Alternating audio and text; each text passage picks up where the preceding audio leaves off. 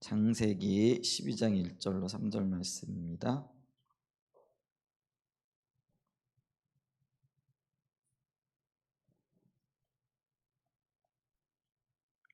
한번 같이 읽어볼까요? 시작. 여호와께서 아브라함에게 이르시되 너는 너의 고향과 친척과 아버지의 집을 떠나 내가 내게 보여줄 땅으로 가라. 내가 너로 큰 민족을 이루고 내게 복을 주어 내 이름을 창대하게 하리니 너는 복이 될지라. 너를 축복하는 자에게는 내가 복을 내리고 너를 저주하는 자에게는 내가 저주하리니 땅의 모든 족속이 너로 말미암아 복을 얻을 것이라 하신지라. 아멘. 우리가 주일날 저녁에 선교적 교회를 살펴보면서 특별히 선교적 교회 2권에 해당되어지는 교회의 선교적 정체성과 역할 부분을 좀 살펴보고 있거든요. 혹시 이렇게 책이 있으신 분들 책 있으세요? 한번 손 좀 들어보세요. 책이 있으세요? 예, 그러니까 대부분 책이 없는 거죠, 그죠? 이제 그러니까 그러면 이제 좀 자세히 읽어가면서 이렇게 봐야 되겠네요. 지금 이제 우리가 주일 저녁 예배를 몇 주 이렇게 휴회를 했잖아요. 그러다 보니까 가물가물할 거예요. 근데 이 이권 교회의 선교적 정체성과 역할을 하면서 1장 부분을 지난 주간에 잠깐 앞에 봤는데 그 1장의 전체적인 주제가 뭐냐면 열방이 복을 얻도록 복이 되는 교회라 이렇게 했어요. 왜 이 부분을 이렇게 살펴보느냐면은 우리가 선교적인 교회를 이렇게 부르심을 받았잖아요. 근데 이제 선교적 교회 그러면 대부분이 이렇게 신학교회의 특징이라 이렇게 생각한다라는 거죠. 왜냐하면은 예수님께서 승천하시면서 우리에게 주신 명령이 이게 대위임령이잖아요. 그걸 또 지상명령이라 이렇게 얘기를 하는데 너희는 모든 족속으로 제자를 삼아 아버지와 아들과 성령의 이름에 침례를 주고 이제 이걸 우리는 이제 어떤 면에서 선교의 시작이라 그리고 교회가 어떤 면에서는 오순절 마가의 다락방에서부터 태동되어지기 시작했기 때문에 이 예수님의 명령을 기초로 선교를 감당하기 시작했고요. 또 이런 어떤 명령에 순종했기 때문에 오늘날 어떤 면에서 보면은 열방에까지 이르러 복음이 증거되어졌던 것들을 이렇게 볼 수 있다라는 거죠. 그런데 이 대위임령이라고 말할 수 있는 그리고 어떤 교회 성교의 어떤 주춧돌이라고 할 수 있는 마태복음 28장 20절 이하의 말씀도 결국은 이 구약의 어떤 연장선상에 있다라는 거죠. 근데 이 구약의 연장선상에 있게 되어질 때 그러면은 그 구약의 기초, 구약에서도 우리가 이 선교적인 명령을 하고 있다라는 것들을 요즘은 이제 새롭게 발견하게 되어진다라는 거죠. 예전에는 그냥 뭐 구약은 이스라엘 백성들을 위한 그리고 역사고 또 하나님께서 그 백성들과 일하시는 어떤 그런 부분으로만 생각했는데 근데 하나님께서 이스라엘 백성들을 선택하신 목적 자체가 열방에게 복을 주시기 위함이라는 거죠. 근데 그게 선교적인 성격이라는 거죠. 그러니까 이제 선교의 지평이 신약에서 구약으로 확대되어지고 이미 하나님의 그 창조와 타락의 과정을 거치면서 하나님께서 의도하셨던 바가 바로 이 선교적인 의도가 있었다라는 것들을 우리가 배우는 거라는 것. 그러니까 우리가 이 선교에 대한 분명한 정체성이라고 얘기했을 때는 그런 하나님의 의도와 의중이 과연 어디에서부터 출발하고 있는가 이런 것들을 본다라는 거죠. 그랬을 때 그게 바로 창세기 12장 1절에 3절에 있는 아브라함을 부르시는 장면에서부터 시작이 되어진다라는 거죠. 이제 그래서 여기 보면은 우리가 지난번에 언급하고 읽어갔던 부분이고 또 설명했던 부분이긴 한데 몇 주 지났으니까 다시 한번 좀 보면은 하나님께서 의도하신 교회의 정체성, 교회의 정체성이 뭐냐면 선교라는 거예요. 교회가 하나님 의도하신 바는 선교라는 거죠. 그러니까 구약적인 의도에서도 그렇고 신약적인 의도에서도 그렇다라는 거죠.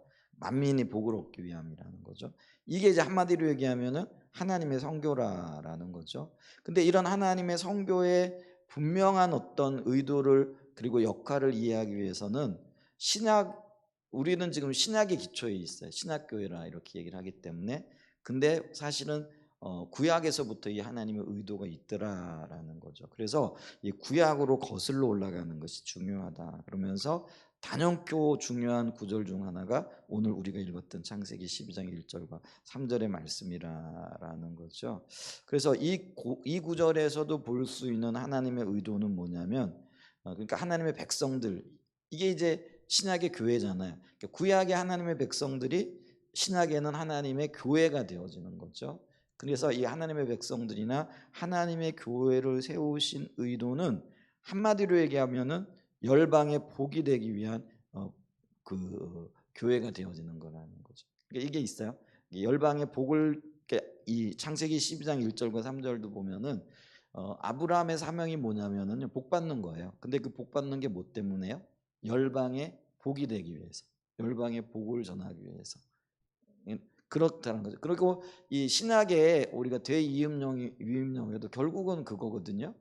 그러니까 복의 근원 대신 하나님을 만나는 거죠. 그러니까 내가 제자가 되고 다른 사람을, 다른 민족을 제자 삼는 거죠. 그러니까 이 제자 삼는다라는 게 예수 믿는 사람으로 세우는 거잖아요. 근데 그게 복이라는 거예요. 왜요? 예수님이 복이니까. 그러니까 성경에서 말하는 복의 개념은 뭐죠? 복을 주시는 어떤 게 아니, 하나님이 주신 어떤 것들이 아니라 복을 주시는 그분 자신이 복이라는 거죠. 그러니까 하나님이 복이라는 거죠. 그러니까 그 창세기 12장 1절과 3절의 이야기와 마태복음 28장 20절과 21절 이 말씀이 같은 18절부터 20절 말씀이 같은 의미라는 거예요. 그거를 우리가 놓치고 있었다라는 거죠. 근데 그러니까 이제 구약은 어떤 면에서 보면은 뭐 어떤 성교와는 상관없는 그냥 하나님의 백성들의 역사적인, 또 하나님 그 백성들을 통치하시고 다루어 가시는 이야기로만 이해했지, 그 이스라엘 백성들을 택하셔서 복을 주시고, 그리고 그 복을 받은 그 백성들이 다른 민족과 열방에게 복이 되게 하시기 위한 이제 그런 하나님의 어떤 의도가 있다라는 것들에 대해서는 우리가 어렴풋이 알고 있었는데, 그것이 목적이었다라는 사실 자체는 우리가 지금까지는 간과하고 있었다라는 거죠. 근데 이제 마지막 시대가 가까우면서 마지막 시대 중에 하나의 특징이 뭐냐면은 하나님의 의도들, 그러니까 그게 다른 말로 하면 감추어졌던 것들이잖아요. 그게 점점 더 드러나고 분명해진다라는 거예요. 그러니까 200년 전에만 해도요, 우리가 이런 생각을 하지 않았어요. 심지어는요, 200년 전에는 뭐 하나님은 주권자시기 때문에 하나님이 뭐 구원하시는 거지 우리가 굳이 나가가지고 선교해야 될 필요 뭐 있느냐. 그러니까 뭐예요? 그런 어떤 생각까지 가지고 있었다라는 거죠. 근데 이제 이게 점점 이렇게 지나가면서 하나님의 의도가 성취되어지기 위해서는 이게 하나님이 열방의 복이 되어지고 복을 받은 그 사람이 나가야 되는구나. 그러면서 이제 선교가 현대적인 의미에서 선교가 활발하게 이루어진 거죠. 그게 불과 얼마 안 돼요. 그래서 현대 선교의 아버지라고 얘기하는 분이 누구죠? 윌리엄, 그 인도 선교사 누구죠? 갑자기 생각이 안 나네. 윌리엄 캐리. 이제 윌리엄 캐리를 현대 선교의 아버지로 이렇게 부르거든요. 근데 이 윌리엄 캐리가요, 영국의 구두 수송공이었어요. 거기도 무디하고 비슷해요. 직업이 구두하는 사람인데, 근데 그가 은혜를 받았어요. 그리고 그 마음에 이렇게 불타는 그 영혼에 관한 열정이 있는 거죠. 그래가지고는요, 기도하는 가운데 내가 인도로 나가가지고 복음을 전해야 되겠다. 그래가지고는 이제 교회에 얘기를 하고 교단에 얘기를 해서 이제 선교를 가려면 혼자 갈 수 없잖아요. 그러니까 후원 요청도 받아야 되고. 오늘 그렇잖아요. 교회에 보고를 하고 내가 갈 테니까 이 후원해 주겠느냐. 그랬더니 한결같이 거절을 하는 거예요. 아니, 하나님을 주권자고 하나님이 구원받을 사람들을 이미 정해놨고 그게 이제 예정이잖아요. 그러니까 그 곡해된, 그러니까 잘못 이해된 외종론을 그때 당시는 이게 그 칼빈이즘 중에서도 고등 칼빈주의라 이렇게 얘기를 하거든요. 그러니까 그들은 하나님은 구원받을 사람을 예정해 놓으셨기 때문에 우리가 굳이 복음 안 전해도 된다라는 거예요. 그럼 때가 되면 하나님이 그 사람을 구원하신다라는 거죠. 이제 그런 생각이 굉장히 팽배했는데 이 젊은이가 와가지고 나 인도로 가가지고 복음을 전해야 될 테니까 나를 좀 후원해달라 그러니까 그 말이면 젊은이 정신 차리게, 하나님은 구원받을 자를 하나님이 구원받게 하신다네. 그러니까 자네는 가만히 있으면 돼. 이렇게 의도해 말했던 거죠. 근데 윌리엄 캐리가요, 거기서 굴복하지 않아요. 성경을 연구하고 하나님의 의도를 묻고 기도하는 중에 인도로 가야 되겠다라는 그런 굳은 마음을 가지고 그걸 실행해 가죠. 그랬더니 하나님 도우셔요. 그래서 이제 인도에 가가지고 복음을 전하게 되어지는데, 이런 선교 유행이, 그러니까 가서 복음을 전하는 선교 유형이요. 우리가 바울도 사실은 그렇게 했잖아요. 근데 그런 것들이 어두워지면서 점점 가려졌던 것들이죠. 그냥 기억으로만 남아 있는 거고요. 근데 이제 그런 것들이 이제 시간이 가고 하나님 오실 때 가까워지니까 감추어졌던 것들이 점점 이렇게 새롭게 돼요. 그러니까 우리가 왜 로이드 존스 목사님도 이렇게 부흥, 그러니까 하나님이 함께 하시려면은 감추어졌던 진리들이 새롭게 드러나는 거죠.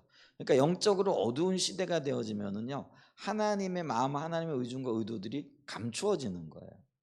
그러니까 이 종교 개혁이 일어날 그때에도요, 오직 믿음으로 구원을 얻는다라는, 이건 당연한 교리잖아요. 당연한 진리잖아요. 근데 그때 당시엔 모든 것들이 가려져 있었던 거죠. 그래가지고 이 그 캐톨릭에서 하는 게 뭐예요? 면죄부 팔고 또 행함으로 구원받는다라고 얘기를 하고, 그러면서 이 행위를 굉장히 강조하고요. 그리고 기적을 강조하고요. 뭐 이런 어떤 눈에 보이는 것들을 강조하는 거예요. 근데 이게요, 점점 진리가 가려워졌던 거죠. 근데 이 뭐예요? 마틴 루터에게, 마틴 루터가 성경을 읽으면서 이 로마서와 특별히 갈라디아서 이런 것들을 읽는 가운데, 행함으로 구원받는 게 아니라 믿음으로 구원받는다라는 것이 문득 깨달아진 거예요. 그러니까 성령의 비침인 거죠. 그게 없었던 게 아니고요, 있었던 진리고 또 그 진리를 따라 살아왔었는데, 그게 어느 순간에요, 우리들 가운데서 마치 뭐라 그럴까요? 이게 없는 것처럼 사라져 버린 거예요. 그게 영적인 어둠이라는 거예요. 근데 그게 발견이 되어지는 거예요. 이제 그러면서 그가 믿음으로 구원 얻는다. 근데 이게 성경에 없는 얘기가 아니에요. 근데 그때 당시에는요, 가려진 거예요. 그러니까 이런 얘기를 하니까요, 사람들이 뭐라고 얘기하냐면 저거 이단이라고 이렇게 얘기하는 거죠. 그러면서 이 마틴 루터를 향한 수많은 핍박과 심지어는 그를 죽이려고 하는 시도들이 일어나는 거죠. 근데 하나님이 지키시고 보호하여 주셔서 이 믿음으로 말미암는 믿음으로 말미암는 구원이 점점 퍼져나가게 되어진 거죠. 이제 그러면서 이 종교 개혁이 확 일어나게 되어지는 거예요. 자, 그러면 오늘날 우리가 믿음으로 말미암는 의를 모르지 않잖아요. 왜냐하면 역사적인 사실도 있고 그런 일들 때문에 이런 것들이 일어난. 근데 오늘날에도요, 그게 지금 가려진 거죠. 그러니까 믿음으로 주님과 교제하고 믿음으로 주님과 함께해야 된다라는데, 근데 그 믿음이 뭔가에 대한 의도가 가려져 있는 거죠. 그러니까 그때하고 똑같아요. 믿음을 뭐라고 생각을 하느냐면요, 열심히 일하고 열심히 일한 것이 이루어지고 자기 확신을 가지고 믿습니다, 믿습니다, 믿습니다 하면 그게 믿음이라고 생각을 하는 거죠. 근데 그 믿음이라는 것은 뭐냐면 하나님 인격적인 존재이기 때문에 인격적인 존재이신 하나님의 말씀하신 그것은 반드시 이루어진다라는 거잖아요. 그게 이제 말씀에 대한 확신이고, 이제 그런 것들이 우리의 그 삶 속에서 보여지는 것, 이게 부흥이라는 거예요. 그리고 이게 깨달아지게 되어지면서 우리의 신앙이 바른 신앙으로 가게 되어진다라는 거죠. 그러니까 이게 그런 거예요. 그러니까 명백하게 이런 관점을 가지고 주님께서 눈을 뜨게 하신 상태에서 보게 되어지면 우리는 창세기 12장 1절과 3절에서 성교적인 하나님의 의도를 볼 수가 있는 거예요. 그게 뭐예요? 아브라함이 복을 받아요. 근데 우리는 그 눈이 가려지면 아브라함이 복을 받았구나.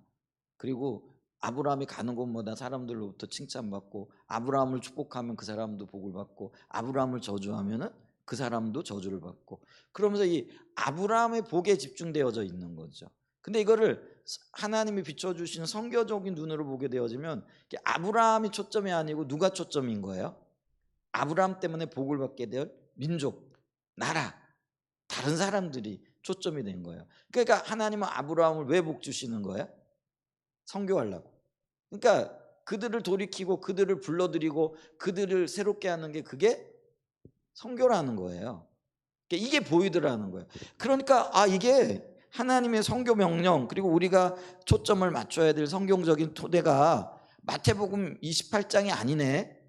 이미 하나님은 창세기부터 아브라함을 부르실 때부터 그런 선교적인 의도를 가지고 계셨네. 이런 고백이 나오는 거예요. 근데 이런 견해들 혹은 이런 어떤 눈이 열리는데요. 이게 불과 얼마 되지 않았다라는 수십 년 전 이야기.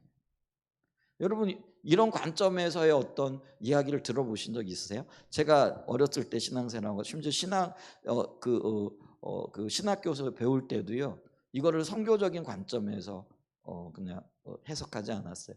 그냥 아브라함에게 주신 복, 그래서 이걸 아브라함 언약이라 이렇게 봤다라는 거죠. 근데 점점 이제 주님 오실 때가 가까워지니까요.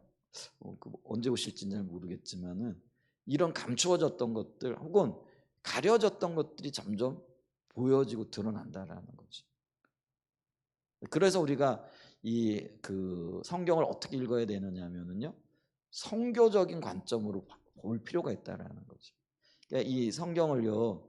우리가 물론 이제 그 성경에는 수많은 하나님의 이야기들이 있잖아요. 그리고 이야기들 속에 예를 들면 뭐 구원을 위한 하나님의 의도, 또 거룩하게 삶을 살게 하시기 위한 하나님의 의도, 또 하나님과 동행하는 그 믿음으로서의 살아갈 때 하나님께서 함께 하시는 그런 삶 의도 있지만은, 근데 그 중에서도 굉장히 중요한 의도 중에 하나가 뭐냐면은 하나님은요 성교를 위하여 하나님 일하고 계시다라는 거예요.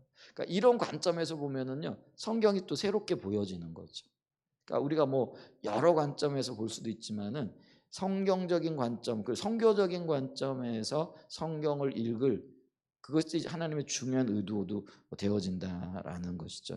이제 이런 이야기들이 나오기 시작한 게 불과 수십 년 전 이야기라는 거죠. 그게 이제 저자가 소개하기를 크리스토퍼 라이트라는 구약 신학자가 있죠. 이제 그분이 하나님의 성교, 하나님 나라의 백성, 하나님 백성의 성교라는 책을 썼는데요. 그 책에서 이런 그 이야기들을 전개해 나가기 시작을 하는 거죠.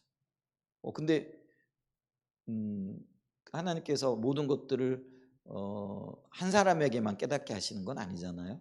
특별히 이렇게 집중적으로 하나님의 말씀을 연구하는 사람들을 통해서 깨닫게 하시는데, 그 깨닫게 하신 것들을 나누고 또 책을 읽어보면 이게 이런 게 있었네 하면서 점점 우리에게도 이런 것들이 보여지고 이렇게 비춰지기 시작한다라는 거죠.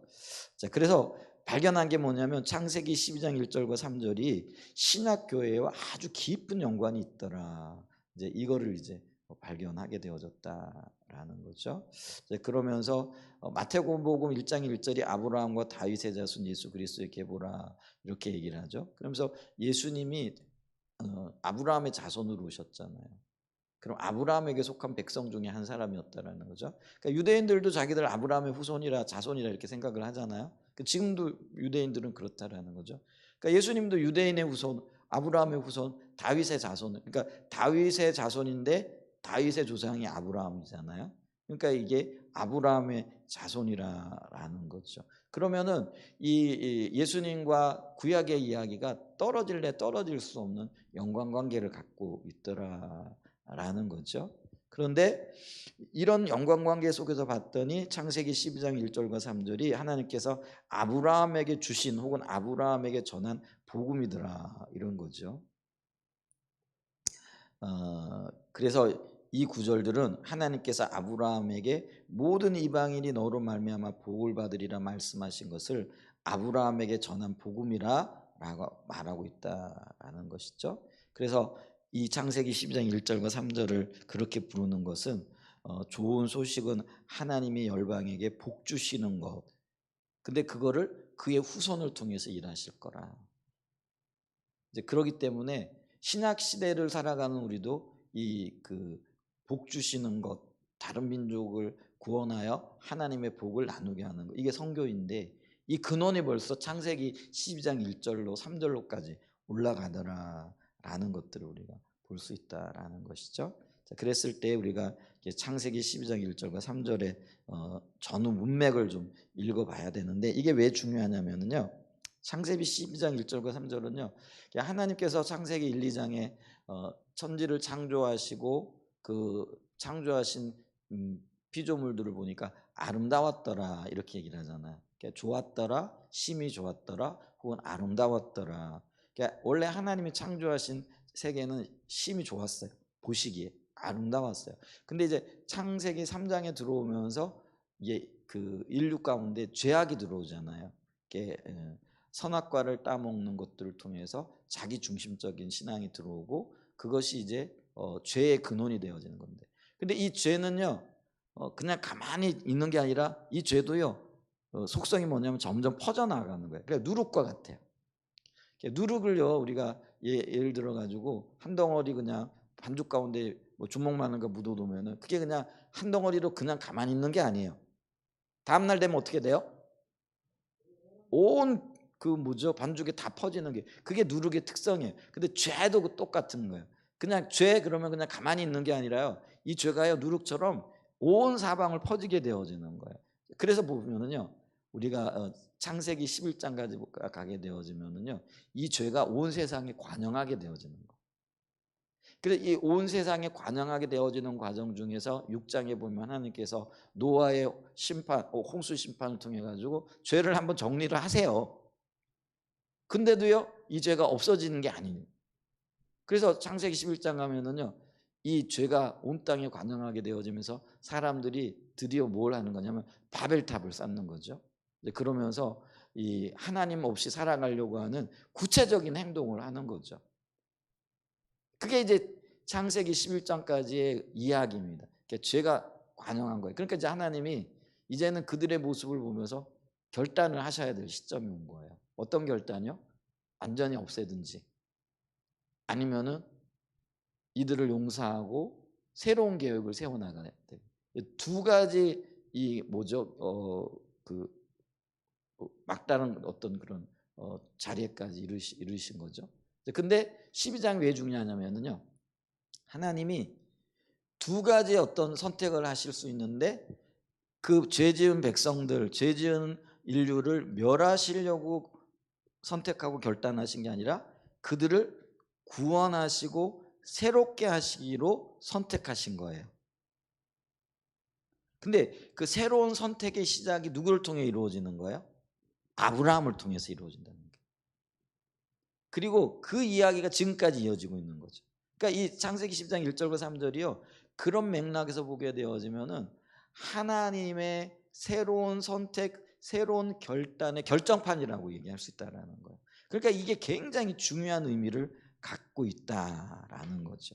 그러니까 이게 우리가 창세기의 문맥을 통해서 이렇게 보게 되어지면은 창조와 죄, 그러니까 타락이죠. 타락과 구원을 위한 하나님의 첫 발걸음이 이어지는 그런 말씀이 연결되어진다. 그러니까 이게 문맥적으로 보게 되어지면은 그래서 이게요 굉장히 중요하고요. 그래서 이 창세기 12장 1절과 3절을 보게 되어질 때는 우리는요 이 하나님이 지금 무엇을 의도하고 계시고 그렇잖아요. 새로운 일을 시작할 때 하나님께서 어떤 의도를 가지고 이 일을 시작하시는가 이 이야기가 담겨져 있다는 거예요. 그거를 우리가 세심히 좀 들여다보게 되어질 때 이게 하나님께서 이렇게 말씀하신 의도와 그리고 의미를 보다 더 분명하게 이해할 수 있게 되어진다라는 것이죠. 자, 그래서 거기까지가 지난번에 이렇게 살펴봤던 거예요. 그래서 이제 조금 넘어가서 35페이지 이제 보게 되어지면은 이제 여기부터는 좀 읽어가면서 얘기할게요. 왜냐하면 책을 안 가지고 계시기 때문에 먼저 이제 창세기 12장 1절과 3절의 내용을 우리가 알고 있지만 다시 한번 구체적으로 보자라는 거죠. 자, 하나님은 모든 창조 세계를 심판하여 멸하시는 대신에 구원하기로 선택하셨습니다. 이게 하나님의 결정이었다라는 거죠. 그래서 이 구절은 구속의 성격, 하나님의 선택과 선택의 목적, 오늘날 교회의 소명 등 다양한 면에서 굉장히 중요한 구절이라는 거죠. 그래서 그 내용을 상세히 살펴보는 것이 중요한데 이 구절을 크리스토퍼 라이트는 이렇게 해석하고 이렇게 펼쳐낸다라는 거죠. 마치 그림 그리듯이 그걸 펼쳐내는데 근데 그는 구약학자죠. 그래서 이렇게 얘기를 한다라는 거죠. 그리고 여호와께서 아브라함에게 말씀하셨다. 그러면서 첫 번째 명령 뭐예요? 일어나 가라. 일어나 가라 할 때 그게 따라오는 게 뭐냐면 너의 고향으로부터 너의 친족들로부터 너희 아버지 집으로부터 그리고 내가 너에게 보여줄 땅으로 일어나 가라라는 거예요. 자, 그러면서 그게 이제 그렇게 되어지면은 그리고 내가 너를 큰 민족으로 만들겠다. 그리고 내가 내게 복을 주겠다. 그리고 내가 너의 이름을 크게 하겠다. 그다음에 이제 두 번째 명령이 있어요. 첫 번째 명령이 뭐였다고요? 일어나 가라예요. 그리고 그 일어나 가라에 해당되어지는 여러 가지를 이야기했어요. 그다음에 이제 그리고 난 다음에 하나님이 복이 되라. 근데 이게요, 명령형이라는 거예요. 이게 재밌죠? 일어나 가라가 명령형이듯이 복이 되라는 것도 하나님의 명령이라는 거예요. 이제 그러면서 그리고 나는 너를 축복하는 자를 축복하겠다. 반면 너를 얕잡아 보는 사람을 내가 저주하겠다. 그리고 너의 안에서 땅의 모든 친족 집단이 복을 받을 것이다. 그러면서 결론적으로 그리고 아브라함은 여호와께서 그에게 말씀하신 대로 갔다. 이게 창세기 12장 1절로 4절까지 일어나는 거예요. 자, 보세요. 계속 읽어볼게요. 자, 선교적인 교회. 자, 이 구절에는 두 개의 명령문이 나옵니다. 그리고 3절에 나오는 아브라함을 통해 땅의 모든 족속이 보고, 두 개의 명령이 일어나 가라 복이 되라 이거라는 거죠. 그리고 3절에 아브라함을 통해 땅의 모든 족속이 복을 얻을 것이라 라고 말했죠. 근데 이 말은 창세기 12장 1절과 3절의 절정이자 결론이라는 것이죠. 그것이 하나님이 아브라함을 선택하신 궁극적인 결과를 말해줍니다. 그래서 이 구절의 핵심을 간단히 요약하면 이건데, 그래서 이 창세기 12장 1절과 3절의 결론이 뭐라고요? 아브라함 때문에 모든 땅의 족속들이 복을 받게 될 거라. 아브라함의 복을 받는 게 핵심이 아니라는 거예요. 근데 지금까지 우리는 어디에다 초점을 맞췄어요? 아브라함이 복을 받고 거기에 초점이 맞춰졌다는. 근데 하나님이 이 말씀을 주신 원래의 의도와 정확한 하나님의 의도는 아브라함이 복 받는 게 초점이 아니고요. 아브라함이 복을 받는 건 과정이라는 거예요. 뭘 위한 과정? 온 땅이 복을 받게 하기 위한 과정이라는 거예요. 그러니까 이게 있잖아요. 과정과 결과예요. 그러니까 여기 굉장히 중요해요. 그러니까 과정이 안 이루어지면 결과도 안 이루어지겠죠. 그래서 연관관계가 있게 되어지는 거예요. 그러니까 과정이 아름다우면 결과도 아름다워요. 그러니까 아브라함이 복을 받으면은 이게 과정이에요. 결론이 뭐예요? 땅의 모든 족속이 복을 받게 되어지는 거예요. 그래서 하나님이 아브라함에게 복을 주시는 거예요. 근데 궁극적인 목적은 아브라함이 아니라는 거예요. 땅의 모든 족속이라는 거예요. 그래서 이 구절의 핵심을 간단히 요약하면 이렇게 말할 수 있다는 거예요.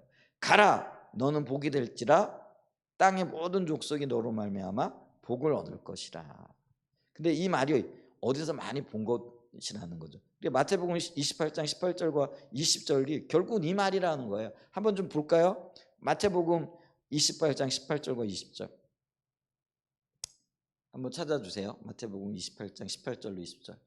자, 한번 읽어봐요. 같이 시작. 예수께서 나와 말씀하여 이르시되 하늘과 땅의 모든 권세를 내게 주셨으니 그러므로 너희는 가서 모든 민족을 제자로 삼아 아버지와 아들과 성령의 이름으로 침례를 베풀고 내가 너에게 분부한 모든 것을 가르쳐 지키게 하라. 볼지어다 내가 세상 끝날까지 너희와 함께 있을 것이. 자, 세상 끝날까지 하나님 우리와 함께 하시는 거. 하나님 우리와 함께 하시는 게 복이에요. 누구에게요? 모든 족속, 민족. 그러니까 하나님이 전하는. 근데 이 말이요. 지금 창세기 12장 1절과 3절의 복사판이라는 거예요. 의도와 의중을 보게 되어지는. 그러니까 우리가 신학교회의 성교의 기초로 삼고 있는 이 말씀이 결국은 뭐라는 거예요? 창세기 12장 1절과 3절 말씀의 복사판이라는 거예요. 그러니까 주님의 의중과 의도를 이렇게 보게 되어졌을 때 그렇다라는 거죠. 그래서 우리가 이 12장 1절과 3절을 보면서 대유임령을 보는 것 같은 착각을 하게 된다는 거죠. 그러니까 성교적인 관점에서 보니까 이게 보이더라는 거예요. 그러니까 보세요. 지금 우리가 이런 성교적인 관점을 가지고 이 말씀을 보니까 그러네 이렇게 보이지. 그전엔 이게 보였을까요? 안 보였을까요? 안 보였어요. 이게 별개의 어떤 그러니까 어떤 의미에서 보면은요. 이스라엘 민족의 시작이 아브라함으로부터 시작되잖아요. 그럼 교회의 시작이 마가의 다락방에서 오순절 성령의 역사로 시작이 되어지는데 그게 결국은 대유임령으로부터 시작이 되어지는 거라는 거죠. 그래서 우리가 신학교의 선교적인 기초를 마태복음 28장에서부터 찾는다라는 거죠. 근데 이게 선교적인 관점에서 보니까요, 구약의 하나님의 백성들을 부르시는, 아브라함을 부르실 때부터 의도되어졌던 하나님의 의도라는 거예요. 참 놀랍죠. 이런 것들이 보여지는 거죠. 아마 참 크리스토퍼 라이프나 아니면 그 전에 뭐 다른 분들이 이런 것들을 먼저 생각하고 이걸 봤는지 모르지 참 복된 분들이에요. 지금 보니까 이게 우리 눈에는 아무리 안 보이던 것들이 하나님 어떤 의도가 있으니까 누군가를 통해서 밝히 드러내시고 보이시는 거죠. 참 복된 분들이에요. 그래서 우리가 성경을 읽을 때 개인적으로도 그런 경험들을 하잖아요. 누군가는 먼저 깨달았을지 모르지만 이것도요, 우리 이전 세대의 여러분들 중에서 깨달았을 것 같아요. 근데 그게 가려졌던 것들이 있잖아요. 근데 이렇게 새롭게 발견되어지는 기쁨들이 있잖아요. 전혀 이렇게 생각지도 못했던 어떤 말씀들이 때로는 막 이렇게 기도하는 중에 묵상하는 가중에 마치 번개처럼 깨달아질 때 있잖아요. 그때는요, 막 이렇게 세포들이 막 살아나고 막 춤출 것 같아. 그런 경험들 있잖아요. 그런 기쁨이 있는 거죠. 그러니까 새로운 발견이에요. 그러니까 이 발견이 없었던 게 아니라 가려졌던 것들이 보여지기 시작을 한다는 거예요. 왜요?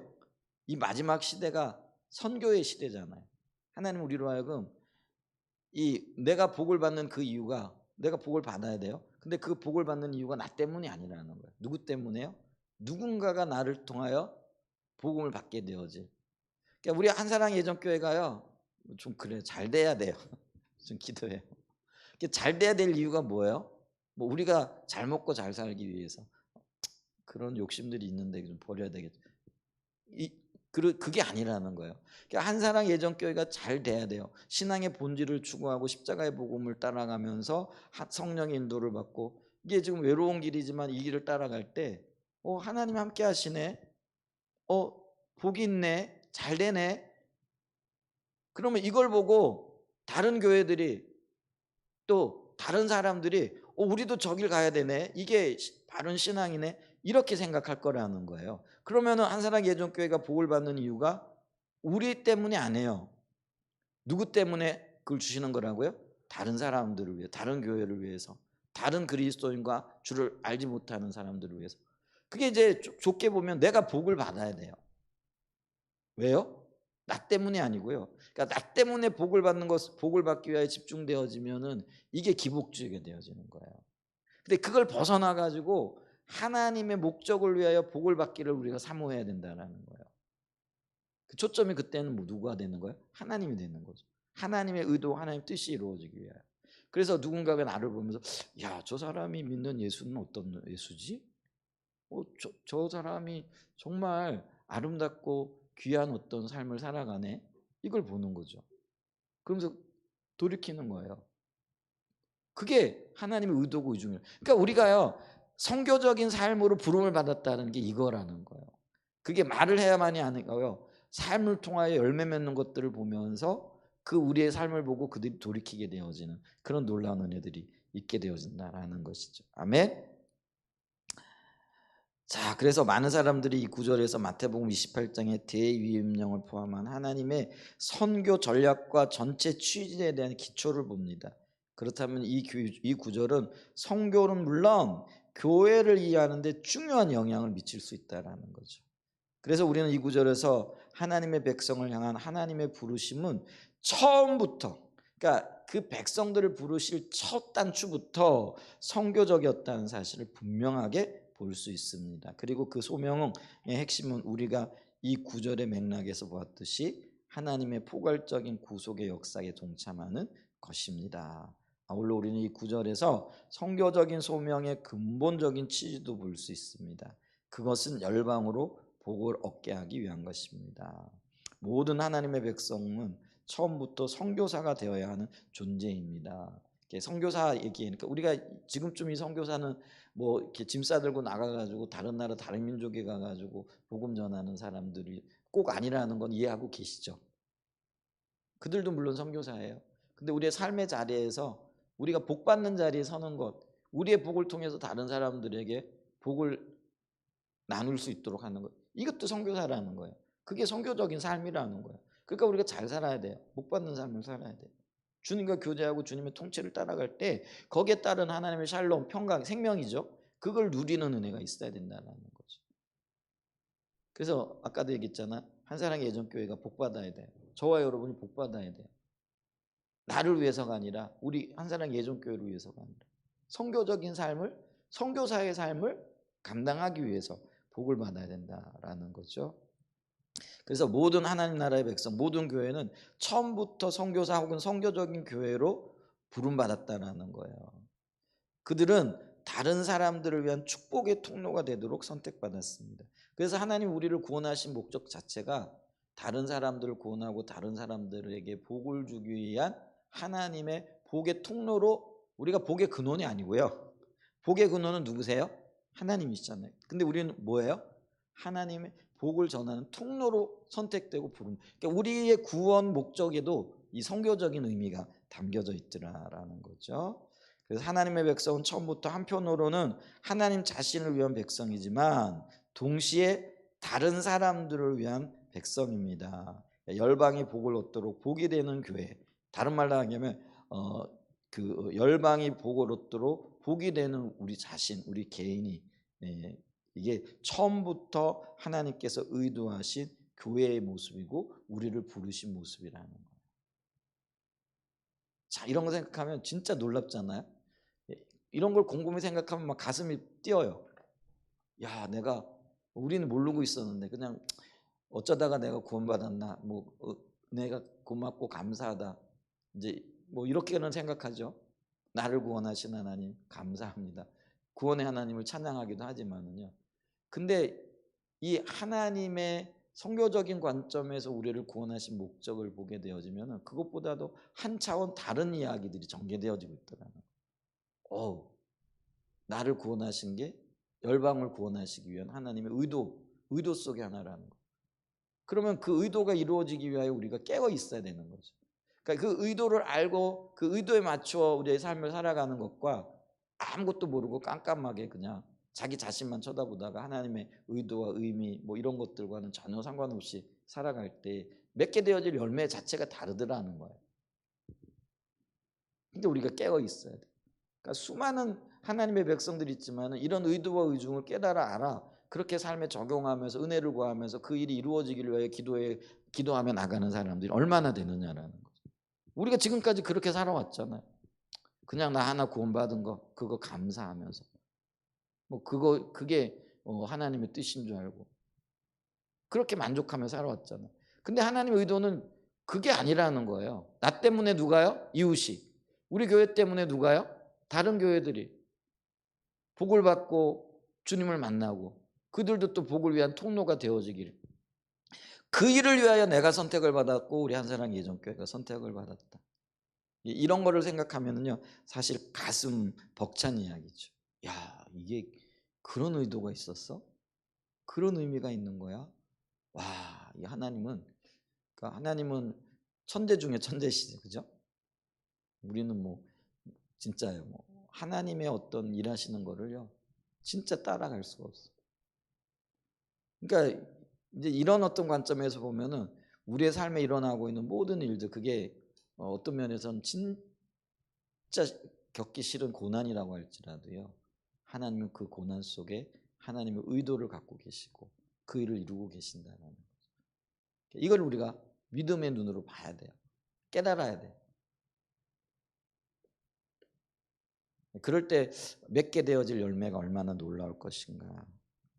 좀 생각이 나서 우리 이번에 이제 45차인가 46차인가 46차 십자가와 성령 컨퍼런스가 한 주 앞당겨졌어요. 그래서 10월 둘째 주, 셋째 주 아마 이렇게 되어질 거예요. 그래서 여러분 시간 조절도 이렇게 하시고 혹시 뭐 이렇게 약속 있거나 뭐 이런 것들 이제 물론 목회자반 먼저 시작되고요. 그다음에 우리가 흔히 얘기하는 전체 컨퍼런스 이렇게 있을 거예요. 그래서 한 주간 앞당겨졌어요. 원래 보통 우리가 10월 셋째 주, 넷째 주 이렇게 했거든요. 근데 이번에는 10월 둘째 주, 셋째 주 이렇게 하게 될 거예요. 그래서 그거 시간에 염두에 두시면 참 좋겠고요. 요번에 주제가 성교적 교회 6번째. 그 성교적인 주제로 벌써 6번째 이렇게 다루는 거죠. 그래서 성교적인 교회가 가져야 할 자세, 우리의 마음가짐, 또 우리의 동기들 이런 부분들을 주제로 다룬다고 하니까요. 우리가 이런 관점에서 참 기대가 되잖아요. 그러려면 우리가 깨달아 알아야 되고 어떤 면에서는 이게 무장이 되어져야 되잖아요. 우리의 정체성을 알아야 되고 그 정체성을 깨달은 자로서 어떻게 살아가야 할 것인가 이게 좀 배워나갔으면 좋겠다 이렇게 싶어요. 그래서 기도하는 가운데 잘 준비하시고 지금 이제 벌써 들어가면은 조금 10월 10일까지 등록한대요. 뭐냐면 10월 15일인가 14일인가가 그 둘째 주에 시작을 하니까요. 14일 날 시작을 하니까 10월 10일까지가 등록 마감일이라고 하더라고요. 그래서 좀 들어가 보시고 또 시간들 계획하시고 이렇게 하시면 참 좋겠어요. 자, 계속해서 좀 읽어보면요. 그래서 크리스토퍼 라이트는 이렇게 말합니다. 창세기 12장 1절과 3절에 성교적 취지는 또한 교회론 쪽이다. 교회의 기원은 오순절이 아니라 아브라함에게로 거슬러 올라가요. 이게 이제 좀 생소한 이야기예요. 신학교의 기원이 언제부터라고요? 모든 신학자들 또 교회론자 그러니까 조직 신학에서는요. 교회의 출발이 어디서부터 온다라는 거죠? 마가의 다락방 오순절에 성령이 임하심으로써 그때 이제 그들이 모이기 시작을 한 거잖아요. 꽁꽁 숨어있던 사람들이. 그러니까 이게 이제 교회의 시작이라고 이렇게 많은 성경학자, 신학자들이 이야기를 한다라는 거죠. 그리고 그게 정설로 받아들여져. 그리고 대부분의 사람들이 그리고 그렇게 배우고 그렇게 알고 있다라는 거죠. 근데 이분은 이거를 그게 아니라는 거예요. 교회의 시작이 어디까지 거슬러 올라가야 된다는 거예요? 아브라함의 창세기 12장 1절로 3절까지 거슬러 올라가야 된다는 거죠. 뭐 이런 이야기들은요. 어떤 면에서는 논란의 여지들이 있을 수 있어요. 왜냐하면 명백하게 보이기는 교회 출발이 언제부터라고요? 마가의 다락방 오순절날 성령 임하심으로부터. 그런데 이 이야기들이 전혀 낯설지 않아요. 그리고 근거가 없지가 않다라는 이런 성교적인 관점에서 보게 되어지면 그리고 영적인 의미에서 보게 되어지면 이게 분명하다라는 거죠. 이제 우리가 그런 관점에서 좀 보고요. 이게 뭐 신학적으로 틀렸느냐 안 틀렸느냐 이게 아니고요. 그렇게 볼 수 있는 여지들도 있고 앞으로는 이런 이야기들이 이제 어떤 면에서는 호응을 얻게 되어지면은요. 이 교회의 출발을 창세기서부터 보게 되어지는 그런 날들도 오게 되어질 수 있다라는 거죠. 자, 우리가 사도행전에서 발견하는 성교적 충동은 갑작스럽게 일어난 변화가 아니라 성경적 신앙과 역사의 논리가 작동한 결과였다. 그러니까 어느 날 갑자기 성령께서 우리에게 오신 게 아니라는 거예요. 그럼 뭐예요? 모든 구약의 신앙적인 배경과 과정들을 거쳐가지고 일어났다라는 거예요. 여러분 있잖아요. 우리의 삶에 어떤 변화가 일어나는 것도 변화가 일어나는 그게 아니라 변화가 일어나게끔 한 모든 동기들이 있고 과정들이 있고 그게 있다라는 거잖아요. 그걸 얘기를 하는 거예요. 오순절 마가의 다락방에 성령이 오심으로 교회가 태동되어지는 그 이면의 이야기들이 수천 년 전까지 거슬러 올라간다는 그게 쌓이고 쌓여가지고 이런 결과를 만들어냈다라는 그런 의미죠. 그러니까 한 사람의 어떤 일생도 마찬가지잖아요. 지금 예를 들면은 오명의 사물을 본다 그러면은 지금 보는 모습이 있기까지는 그 과거의 수많은 이야기들과 또한 수많은 삶의 과정들과 또 수많은 삶의 어떤 그 우리가 알지 못하는 그런 숨겨진 것들이 있잖아요. 그런 것들 때문에 지금 현재의 모습이 있는 거라는 거예요. 그러니까 오순절 마가의 다락방에 교회가 생겨난 거 어느 날 갑자기 그냥 짠 하고 나타난 게 아니라요. 그 교회가 일어나기 전까지 수많은 그런 이야기들이 있는데 그 이야기들의 시작이 어디부터라는 거예요? 창세기 12장 1절과 3절부터라는. 제가 이런 이야기를 들으면서 굉장히 좀 저도 충격적으로 받아들여요. 야, 이걸 볼 수 있는 분들이 대단하다 싶은 생각이 드는 거예요. 사실은 이게 굉장한 이야기 같아요. 저도 이런 이야기를 읽어보면서 그래서 이 성교적인 충동은 갑작스럽게 일어난 변화가 아니라 성경적인 신앙과 역사의 논리가 작동한 결과였다. 예수님의 명령과 성령의 인도하심을 따라 교회는 땅 끝까지 나가 선교를 했다. 교회는 아브라함의 축복을 받은 자로서 이제 그 축복을 전달하는 수단이 되어야 했다. 그것이 이 이야기가 역사하는 방법이었어. 그게 이제 교회가 구체적인 모습으로 드러내는 숨겨진 이야기였다는 거죠. 그들은 그 이야기에 자기 자신들이 있다는 사실을 알았다. 깨닫게 되어졌다는 거죠. 그리고 그는 크리스토퍼 라이트를 얘기해요. 성교적 교회의 용어만 하더라도 그 개념은 전혀 새로운 것이 아니고 원래 교회는 처음부터 성교적이었다라는 거죠. 아브라함을 부르신 것도 성교적인 목적을 불렀다라는 거예요. 이런 개념이 그러니까 말로 이렇게 불려졌지만은 이미 그런 어떤 생각들, 그런 어떤 의도들이 있었다라는 거죠. 그런 있는 것들을 이제 어떤 언어로 이렇게 만들어냈다라는 거죠. 그러니까 언어가 만들어진다라는 거는요, 그게 하나의 어떤 뭐라 그럴까요? 그 정의가 됐다라는 측면이잖아요. 그런 어떤 거죠. 그는 심지어 성교적 교회란 말은 여성인 여자와 같은 말로서 성교적이 아니라면 교회는 전혀 교회가 아니라고 강력하게 말한다. 그러니까 여성은 당연히 여자죠. 그건 당연한 이야기라는 거예요. 마찬가지로 성교적 교회, 성교적인 임이 맞지 않으면 교회가 아니라는 얘기예요. 그러니까 이거는 성교적인 교회라는 말 자체가 이게 뭐 어떤 그런 거죠? 성교적이지 않으면 교회가 아니라는 이제 그런 강력한 이야기라 그런 의미죠. 그러므로 성교적 교회라는 개념은 전혀 새로운 개념이 아니다. 그것이 존재 이유를 상실한 제도한 교회에 대한 반작용으로 인해서 그러니까 성교적인 목적을 잃어버리고 예를 들면 중세 시대에는 아까 그 얘기를 했잖아요. 고등 칼빈이즘이라든지 뭐 이런 그 신학적인 오류에 빠져가지고요. 뭐 하나님은 예정하신 예정론자들이잖아요. 하나님은 구원받을 사람을 예정해 놨어. 그러니까 우리가 굳이 성교 안 해도 하나님은 그 사람을 구원하실 거야. 그러니까 젊은이 정신 차리게 이렇게 얘기 나오는 거예요. 그러니까 윌리엄 캐리가 나 인도에 가가지고 복음 전하겠습니다 그랬더니 그때 교회 지도자들이라고 하는 사람이 그 젊은이를 향하여 정신 차리게 하나님은 구원받을 자를 이미 정해 놓으셨고 우리가 일 안 해도 하나님이 그 사람들을 구원하실 거네. 이렇게 얘기했다라는 거죠. 그게 이제 제도화되어져 있는, 그러니까 신학의 오류에 빠져 있는 교회들의 모습이고 영적인 눈이 가려지게 되어지면 그런 결과들이 나온다라는 거죠. 그러니까 오늘날 우리가 교회를 보면은 율법주의, 기복주의, 인본주의라고 얘기하는 거짓 신앙 체계에 빠져 있게 되어지니까요. 하나님의 의도와 의중을 모르게 되어지는 거죠. 그러면서 그게 진리인 줄 알고요. 그걸 따라서 열심히 살아가고 있는 거죠. 그리고는 이 참된 신앙의 성령의 인도를 따라 살아가는 사람들을 보면서 뭐라고 얘기를 하는 거예요? 정죄하는 거죠. 그게 틀린 신앙이라고 얘기하는 거죠. 그러니까 있잖아요. 이런 현상들이 교회사 가운데 나타났다라는 거예요.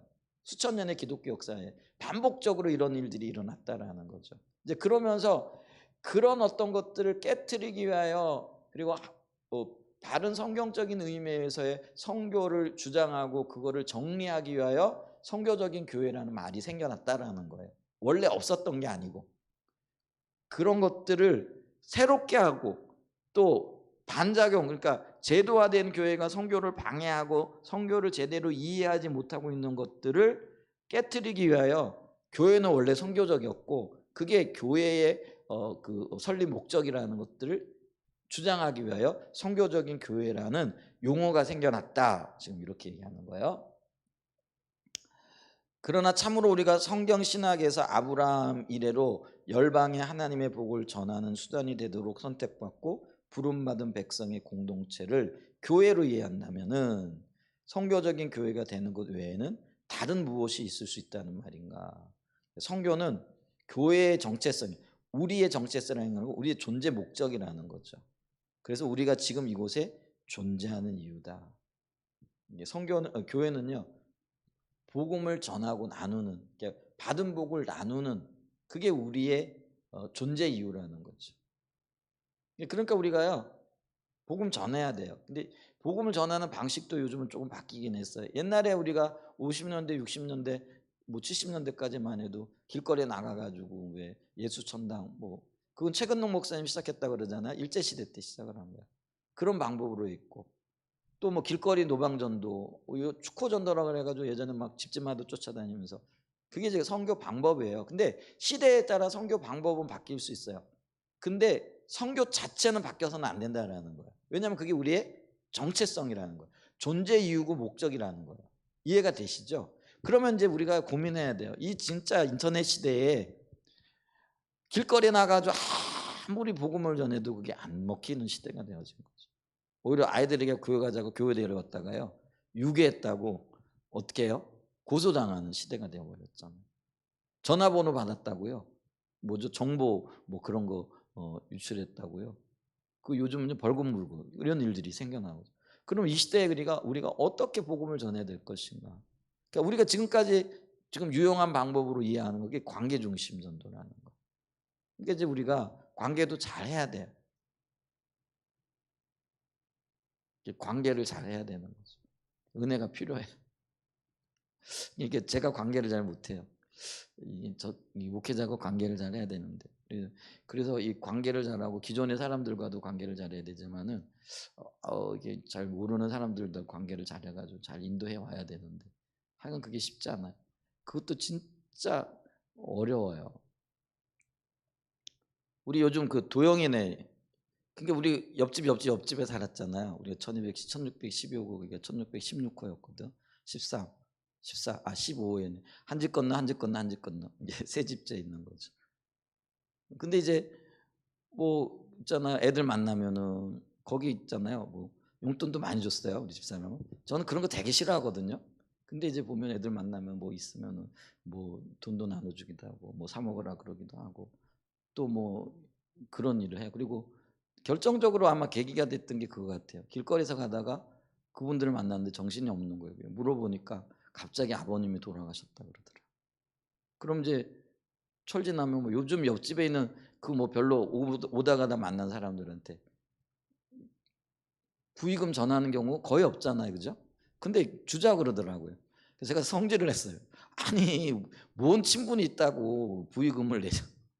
그래서 갑자기 아버지가 돌아갔으니까 그 어머님한테 좀 식사라도 함께 하자고, 그래도 우리가 이걸 전하자고 그러더라고요. 그래서 제가 그래도요, 두 번 얘기하면 그래도 순종하는 마음이 있거든요. 왜냐하면 이게 주님의 뜻이라는 생각이 있어서. 근데 표는 저거 해봐야 무슨 유익이 있겠나. 그러면서도 부의금을 했어요. 찾아가가지고 위로하고 어머님하고 식사라도 한번 하시라고. 지금 자랑하려고 하는 얘기가 아니에요.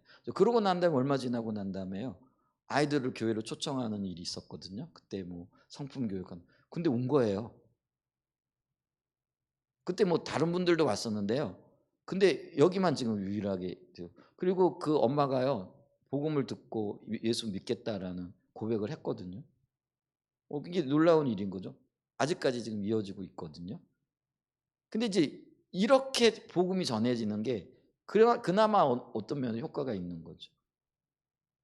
그러니까 우리가 이제 이 복음을 어떻게 전해야 될까 참 고심해야 되고 기도해야 되고, 또 누구에게 전해야 될까 이거를 좀 신경을 써야 될 때가 된 것 같아요.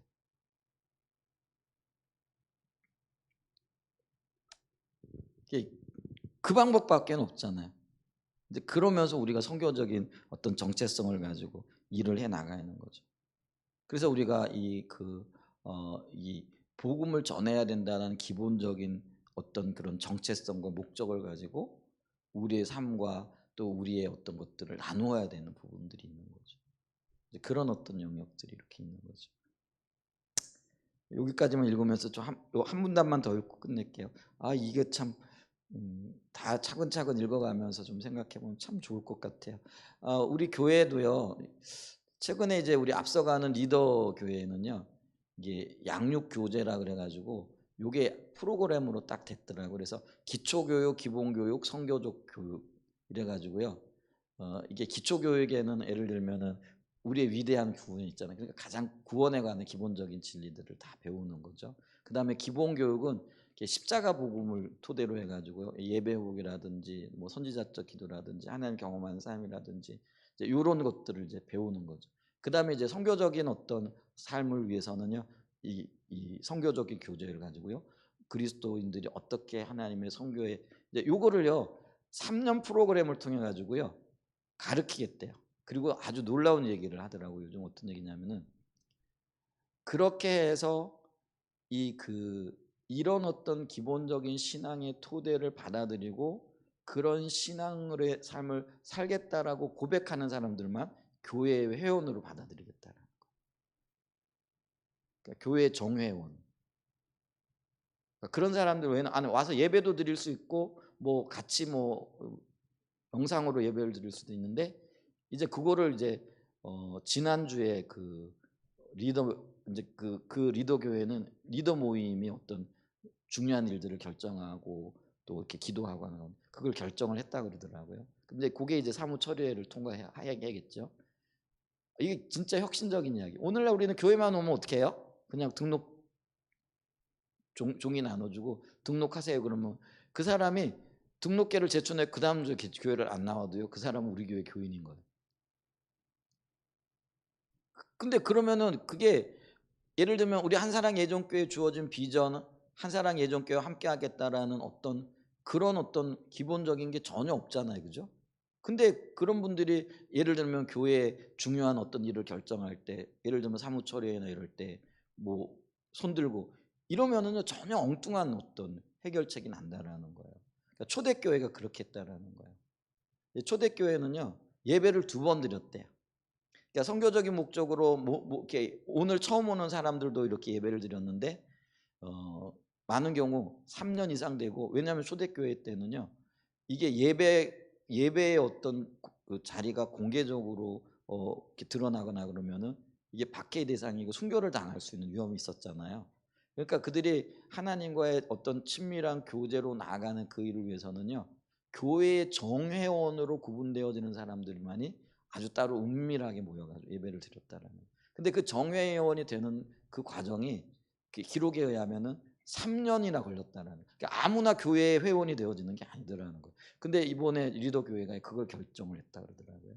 그래서 적어도 아까 얘기했던 그 기본 기초 기본 선교적인 어떤 기본적인 것들을 통해 가지고 이런 그 신앙을 이해하고 하나님이 의도하신 바들을 이해하고 내가 거기 동의하고 그 교회의 회원이 되어지겠다라고 고백하지 않으면은요 교회 회원으로 안 받아들여겠다는 이거 대단한 결정이 어떤 의미에서 보면은요 오늘날 같은 시대에는 왜냐하면 한 사람이 아쉽잖아요. 그래서 뭐 누구라도 오면 받아들이는 거죠. 근데 이제는 그렇게 해서는 안 되겠다라는 그 결정을 지금 한 것 같아요. 그래서 제가 야 이거 대단한데 그럼 한편으로는 또 이렇게 걱정도 되는 거예요. 근데 이제 그러더라고요. 오히려 하나님께서 이런 것들을 통해서 교회를 더 든든하게 세우시고 그 열망을 주시고 새롭게 하실 거라고. 우리도 이런 부분들을 참 생각을 해봐야 돼. 그러면서 우리 작은 교회가 그런 일을 한다는 건 상당히 건방지게 보여져요. 그렇지만은 적어도 제가요. 우리의 신앙이 되어지기 위해서는 기본적인 어떤 프로그램 있잖아요. 이런 거를 지금 힘이 닿는 데까지 하나하나씩 좀 공부를 해 나가야 되겠구나. 시간이 좀 걸려도. 그것 때문에 힘들어하는 분들이 있다라고 할지라도 힘들어하는 건 어쩔 수 없어요. 근데 그걸 통해 가지고 새롭게 변화되어지고 하나님의 역사를 담을 수 있는 그릇으로 준비되어진다면은 거기에 소수의 무리가 모일지 모르지만은 엄청난 교회가 되어질 거예요. 이것도 이제 우리가 좀 과제구나, 고민을 해봐야 되겠구나 하는 그런 생각을 하게 되어지는 거죠. 그렇다고 해가지고 그 교회가 뭐 예배 드리는데 정예회원 아닌 사람들은 와가지고 뭐 나가라 그런 얘기는 아니라 함께 예배를 드리지만은 그 교회 안에는요 정회원이 따로 있더라는 거. 그게 어떤 면에서 성경적이죠. 그러니까 중요한 의사를 결정하거나 이럴 때는요 그 정회원을 통해서 결정하고 교회 그러니까 교회를 얘기할 때는 그 정회원만을 얘기를 하는 거예요. 그냥 왔다 갔다 하는 사람들은 아닌 거예요. 그냥 나그네들인 거예요. 와서 같이 예배드리고 은혜는 받을 수 있을지 모르지만 이제 그런 어떤 시스템을 갖춰 나가는 거죠. 참 놀라운 일이에요. 한국 교회에 굉장히 신선한 충격적인 일이 되어질 수도 있겠다. 이런 어떤 것들이 그런 생각이 들어요. 자, 한 가지 위에서 언급한 것처럼 선교적 소명의 근본적인 취지가 열방의 복을 얻게 하기 위한 것이라는 사실을 우리가 늘 유념하는 것이 중요합니다. 아브라함의 언약이 말해주는 영광스러운 복음은 하나님의 선교가 궁극적으로 모든 민족에게 복을 주기 위한 것입니다. 우리는 우리의 일터에서 문화와의 만남에서 반드시 그것을 늘 기억해야 합니다. 그리고 그 하나님의 관점으로 다른 사람을, 열방을, 그리고 세상을 봐. 교회는 교회, 또 직장인은 직장인에서 문화와의 관계 속에서 이 일들을 우리가 마음에 새기고 이뤄나가요. 그러니까 사람을 만날 때도요, 이런 생각을 가지고 만나는 것과, 그러니까 이런 생각을 가지면은 더 세심하게 사람들을 돌볼 수 있고 필요를 채워 나가는 거죠. 왜냐하면 저 사람을 구원하고 이게 내 사명이라는 것들이 인식이 되어지면은 그 사람에 대한 관점이 달라질 거잖아요. 근데 그렇지 않으면은요, 너 그래? 나도 그래. 그러면서 그냥 뭐 자기 편한 대로 사람을 대하고 그러다 보면 관계가 안 맺어지겠죠. 그러면 그 사람에게 복을 못 전하는 거죠. 그래서 우리가 우리의 부르심 자체가 선교적이다. 그러니까 아브라함을 부르신 것도 민족의 모든 민족의 복을 주기 위한 선교적인 성격이 있고, 또 우리가 오순절 마가의 다락방에서 교회를 부르신 것도 그 연장선상이다. 그러면 나를 부르신 것도 그 연장선상이고, 한사랑 예전교회가 존재하는 것도 그 연장선상이다. 그러면은 우리가 좀 불편함들을 줄여가야 돼. 예를 들면 우리 주차장 있잖아요. 어떨 때는 막 와가지고 저 앞집에서 대고 그러면 불편하잖아요. 근데 지금은 이런 관점이 되면 조금 마음을 넓게 써야 될 필요가 있는 것 같아요. 마음껏 쓰세요. 다만 좀 우리가 뭐 이렇게 움직일 때는 조금 조심했으면 좋겠네요. 하면 아주 부드럽게 얘기할 수 있어야 된다라는 거죠. 근데 우리 알잖아요. 저 앞에 쳐다보면 뭐 당장 전화 오는 거. 그렇게 얘기하면 그게 안 된다라는 거. 이런 것들이 삶에 어떻게 적용되어질 것인가, 이런 것들까지 우리가 어떻게 살아야 할 것인가에 대한 이야기까지 들려주고 있다라는 거죠. 그런 삶을 살아가는 저와 여러분 되시기를, 뭐 오늘 진도는 조금밖에 못 나갔지만은 그래도 이렇게 좀 읽어보면서 생각해 보는 것 참 중요한 게 아닌가 싶습니다. 혹시 뭐 질문 있으세요? 자, 그럼 우리 함께 기도할 때 주님, 나를 부르신 주님의 의도와 목적을 더 선명하게 알게 하시고 그 의도와 목적을 따라 살게 하소서. 이렇게 좀 기도하며 나가겠습니다.